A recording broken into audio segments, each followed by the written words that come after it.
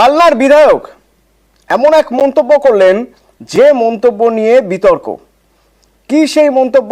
যেখানে তিনি বলছেন আরজি করে প্রতিবাদ আন্দোলন নিয়ে কথা বলতে গিয়ে তিনি কটাক্ষ করলেন কালনার বিধায়ক দেবপ্রসাদ বাগ। কি তার মন্তব্য শুনুন। প্রত্যেকেই আমরা চাইছি বিচার চাই আরজি কর কাণ্ডে, আপনিও বলছেন আমিও বলছি, কিন্তু বিচারের বাণী কোন জায়গায়? যারা ডিএ পাচ্ছে না তারা রাস্তা দিয়ে হাঁটছে, বলতে বিচার চাই। লক্ষ্য কিন্তু আরজি কর কাণ্ড না, তার বিচার চাই আমার ডিএটা বাড়ছে না কেন।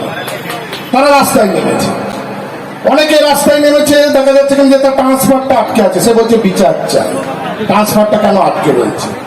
আর যে মানুষটি আরজি কর কাণ্ডে প্রকৃতপক্ষে হচ্ছে কিনা যে নৃশংসভাবে রেপ হলো, হত্যা হলো, তার বাণীটা অন্য জায়গায় দূরে সরিয়ে রেখে যে যার নিজের গণ্ডি থেকে নিজের আদায়ের অধিকারের জন্য রাস্তায় নেমে বলছি বিচার চাই, এটা পরিবর্তন হওয়া দরকার। পাল্টা কটাক্ষ সিপিআইএম এর।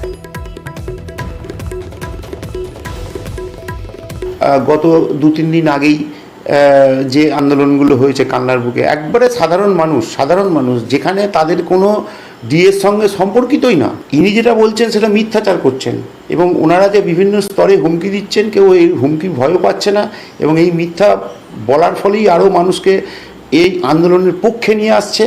তো আগামী দিনে এই আন্দোলন আরও তীব্রতর আকার নিচ্ছে এবং আরও বাড়বে।